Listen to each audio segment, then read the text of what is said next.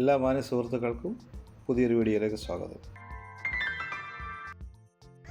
ഇന്ന് ഞങ്ങളുടെ family ഫ്രണ്ടായ mister സൈനുദ്ദീനും കുടുംബവും ചേർന്ന് ദിബ്ബയിൽ ഒരു ഫാം വിസിറ്റ് ചെയ്യുവാൻ വന്നതാണ്. നടുവിലായി കാണുന്ന തദ്ദേശീയനായ ഇദ്ദേഹമാണ് ഈ ഫാമിൻ്റെ ഉടമസ്ഥൻ. നല്ലൊരു വ്യക്തിത്വത്തിൻ്റെ ഉടമ കൂടിയാണ് ഇദ്ദേഹം. നല്ല ഭംഗിയായി ഒരുക്കിയിട്ടിരിക്കുന്ന ഒരു ഫാമാണിത്. കോഴിയും ആടും അതുപോലെ ധാരാളം ഫലവൃക്ഷങ്ങളും പച്ചക്കറികളും ഈ തോട്ടത്തിലുണ്ട്. ഒട്ടുമിക്കതും വിളവെടുത്തു കഴിഞ്ഞു. ഫാം പരിപാലനത്തിനായി പരിചയസമ്പന്നരായ നിരവധി ജോലിക്കാർ ഇവിടെയുണ്ട്. അത്തിയും ചെറുനാരകവുമാണ് ഈ കാണുന്നത്.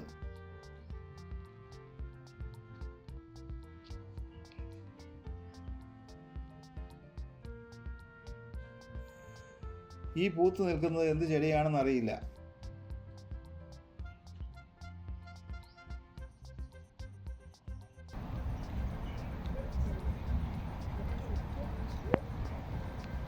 ഇത് തക്കാളിയുടെ ചെടിയാണ്. ഇതിൻ്റെ സീസൺ ആകുന്നതേ ഉള്ളൂ. ഒപ്പം ഉള്ളിയും ഇംഗ്ലീഷിൽ പാർസ്ലി എന്നറിയപ്പെടുന്ന ബക്തൂനീസയോട് കൃഷി ചെയ്യുന്നുണ്ട്.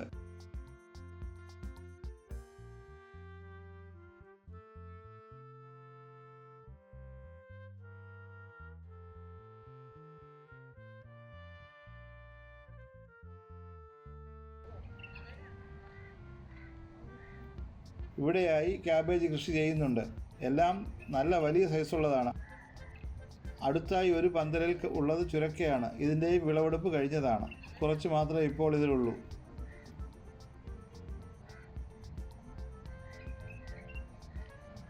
ഈ കാണുന്നത് ജർജീറും പിന്നെ ദിൽ എന്ന് പറയുന്ന ഇലവർഗവുമാണ്. ഇവ നമുക്ക് പച്ചയ്ക്ക് കഴിക്കാൻ സാധിക്കുന്നതാണ്. അവിടെ ഇവിടെയായി പർപ്പിൾ നിറത്തിലുള്ള കാബേജ് കാണാൻ സാധിക്കും. മാതള നാരകത്തിന്റെ ചെടിയും ഈന്തപ്പനയും നട്ടിരിക്കുന്നതിന്റെ അടിയിലായി വഴുതനയും നട്ടിട്ടുണ്ട്. എല്ലാം നല്ല ആരോഗ്യത്തോടെയാണ് വളരുന്നത്. പൂവിട്ട് തുടങ്ങിയിട്ടുണ്ട്. ചിലതിൽ കായ്കളുമുണ്ട്.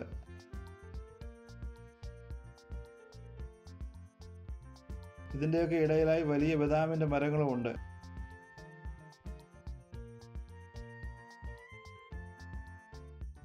അക്കാണുന്നതൊക്കെയും വാഴയും ഈന്തപ്പനയും മറ്റ് പച്ചക്കറികളുമാണ്. ഇതെല്ലാം നമ്മുടെ തെങ്ങിൻ തൈകളാണ്. എല്ലാം അടുപ്പിച്ചടുപ്പിച്ചാണ് വെച്ചിരിക്കുന്നത്.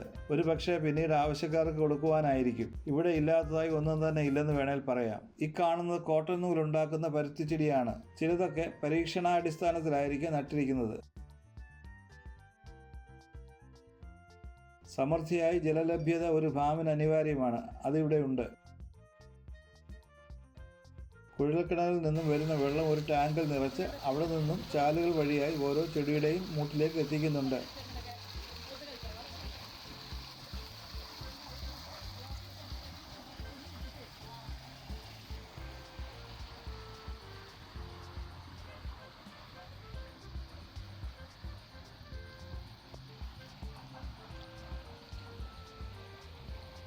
മാവ് പൂത്തു നിൽക്കുന്നത് കണ്ടില്ലേ?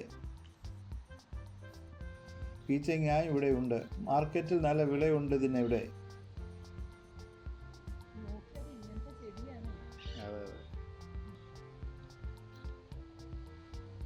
ഈ കാണുന്നത് അത്തിയുടെ മറ്റൊരു ചെടിയാണ്. സീസൺ കഴിഞ്ഞെങ്കിലും ഇതിലിപ്പോഴും കായകളുണ്ട്.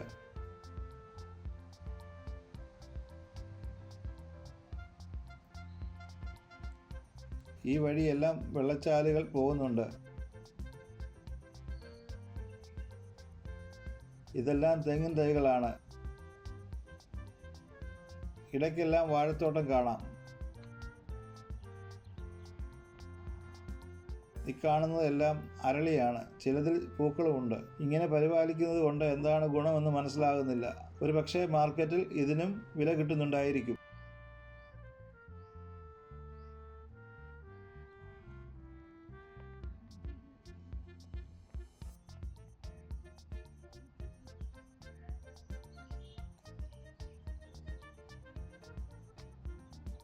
വാഹനങ്ങൾ പോകുന്ന ഇവിടെ നിന്നാൽ കാണാം. ഒരു വശത്ത് വായു സഞ്ചാരം ഉണ്ടാകാനായി അതിൽ നെറ്റിട്ടിരിക്കുകയാണ്. മറുവശത്ത് 10 അടിയോളം ഉയരത്തിൽ മതിലും കെട്ടിയിട്ടുണ്ട്. ചെറു കിളികൾ ധാരാളമുണ്ട് ഇവിടെ. സദാസമയവും അവയുടെ മധുരനാദം കേൾക്കാൻ സാധിക്കും. ഇത് മാതള നാരകം അഥവാ പൊമഗ്രനേറ്റിൻ്റെ ചെടിയാണ്. ഇപ്പോൾ ഒരു കായ മാത്രമേ ഇതിലുള്ളൂ. ബാക്കിയൊക്കെ പറിച്ചെടുത്തതായിരിക്കും. ഈ ഒരു ഭാഗം മുഴുവനും ഈന്തപ്പനയുടെ തോട്ടമാണ്.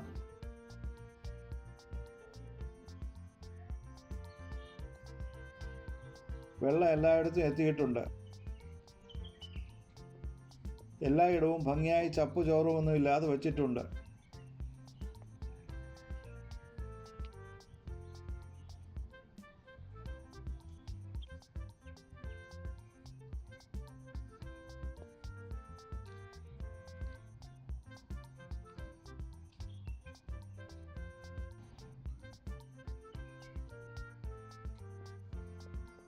ഇതെല്ലാം കൃത്രിമമായി ഉണ്ടാക്കിയ തോടുകളാണ്.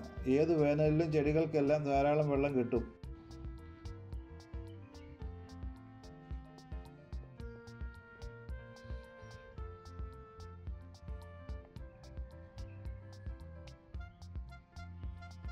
ഒന്നിനും കുറവില്ല. പപ്പായ തൈകൾ ധാരാളം നട്ടുപിടിപ്പിച്ചിട്ടുണ്ട്. വിപണനത്തിന് വേണ്ടിയോ അല്ലെങ്കിൽ മറ്റിടങ്ങളിലേക്ക് വ്യാപിപ്പിക്കുന്നതിന് വേണ്ടിയാണ്. ഇതെല്ലാം നാരകത്തിൻ്റെയോ ഓറഞ്ചിൻ്റെയോ ചെടികളാണ്. ഇതിൻ്റെ ഉടമസ്ഥന് ഇതല്ലാതെ മറ്റ് ഫാമുകൾ ഉണ്ടായിരിക്കാം.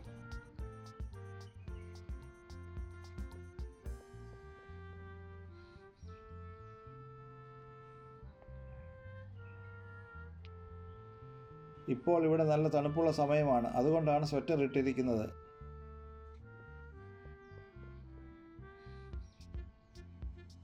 ദൂരെ നിന്നും വെള്ളച്ചാൽ ഒഴുകി വരുന്നത് കണ്ടാൽ ഇത് നമ്മുടെ നാട്ടിൽ എവിടെയാണെന്ന് തോന്നും.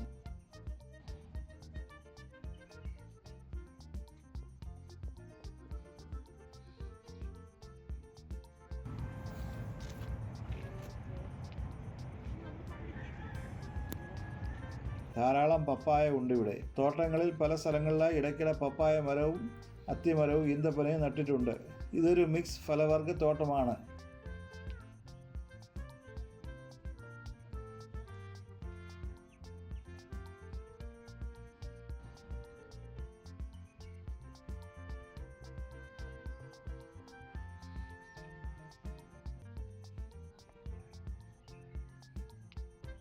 ഇവിടെ മൽബറി ഉണ്ട്, ഇലവർഗ്ഗങ്ങളുണ്ട്.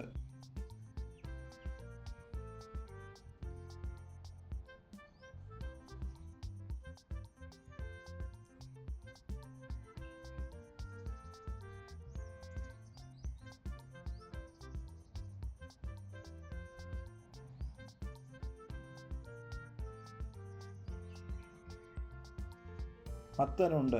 മത്തൻ പൂവിട്ട് വരുന്നതേ ഉള്ളൂ.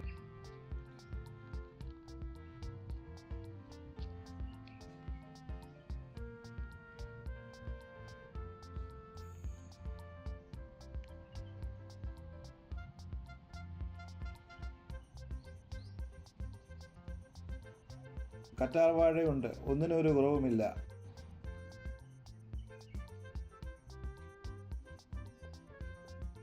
വലിയൊരു മരം ഇവിടെ കുറച്ച് കായ്കളുമായി നിൽപ്പുണ്ട്. എന്ത് ഫലമാണെന്ന് മാത്രം അറിയില്ല.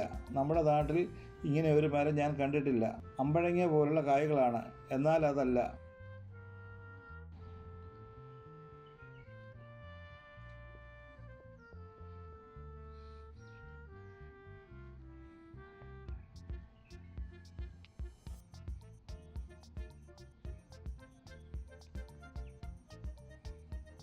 ഇത് നമ്മുടെ കടലാസ് ചെടിയുടെ വേറൊരു വകഭേദമാണ്. ഫാമിനുള്ളിലെ പണി പൂർത്തിയാകാതെ ഉപേക്ഷിക്കപ്പെട്ട ഒരു കോട്ടേജാണിത്. ഈന്തപ്പനയുടെ തടി കഷണങ്ങളാക്കി ഇട്ടിട്ടുണ്ട് ഇവിടെ. ഇതിൻ്റെ കഷണങ്ങൾ മുറിക്കുള്ളിലിട്ട് കത്തിച്ചിട്ടുമുണ്ട്. ഒരു പക്ഷേ തണുപ്പ് അകറ്റാൻ ചെയ്തതായിരിക്കാം.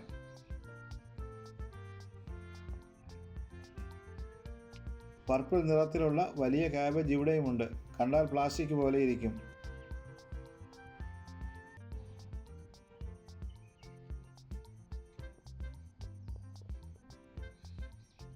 അതുപോലെ കോളിഫ്ലവറും ധാരാളമുണ്ട് ഇവിടെ. ഒന്നും തന്നെ പുഴുക്കേടില്ലാതെയാണ് ഇവിടെ കാണുന്നത്.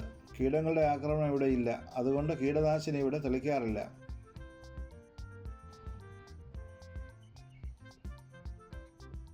മഴ ഇവിടെ തീരെ കുറവായതിനാൽ മാമ്പ് ഒന്നും കൊഴിഞ്ഞു പോകില്ല. നിറയെ മാങ്ങയുണ്ടാകും. ഇവിടുത്തെ കാലാവസ്ഥയിൽ നാരങ്ങയും മുരിങ്ങയ്ക്കായും മാങ്ങയും വിവിധ പച്ചക്കറികളും ധാരാളമായി ഉണ്ടാകും.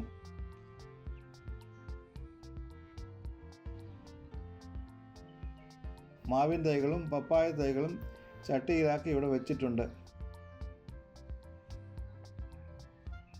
2 വലിയ ജലസംഭരണികളും ഇവിടെ സ്ഥാപിച്ചിട്ടുണ്ട്. പല ഷെഡുകളിലായി ധാരാളം കോഴികളെ ഇവിടെ വളർത്തുന്നുണ്ട്. അതുപോലെ ഇവിടെ ആടുകളുമുണ്ട്.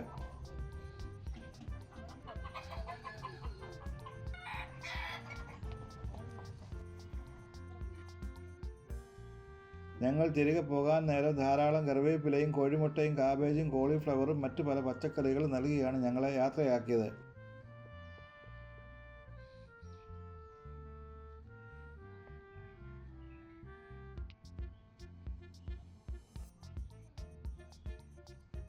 ഫാമിൻ്റെ വെളിയിലായി ഞങ്ങളുടെ വാഹനം പാർക്ക് ചെയ്തിട്ടുണ്ടായിരുന്നു.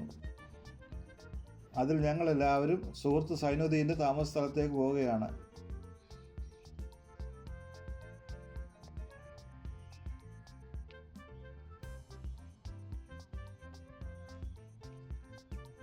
മകൻ അഹാബിനാണ് ഇപ്പോൾ കാർ ഓടിക്കുന്നത്. സന്ധ്യ മയങ്ങി തുടങ്ങി. അധികം ലേറ്റാകാതെ ഷാർജയിലെത്തണം. ഏതാണ്ട് 125 കിലോമീറ്റർ ദൂരമുണ്ട് ദുബൈയിൽ നിന്നും ഞങ്ങളുടെ താമസ സ്ഥലത്ത് എത്താൻ.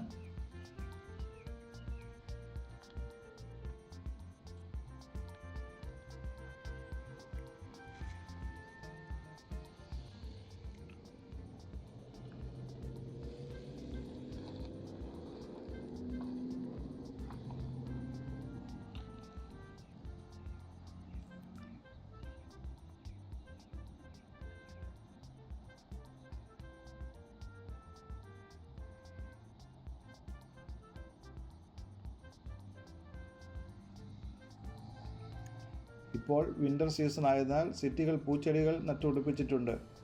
കാണാൻ നല്ല ഭംഗിയാണിത്. ഈ വീഡിയോ ഇഷ്ടപ്പെട്ടാൽ ലൈക്കും കമൻറ്റും ഷെയറും ചെയ്യുക. ആദ്യമായി കാണുന്നവർ സബ്സ്ക്രൈബ് ചെയ്യുന്ന കാര്യം ഒന്ന് പരിഗണിക്കുക. എല്ലാവർക്കും നന്ദി, നമസ്കാരം.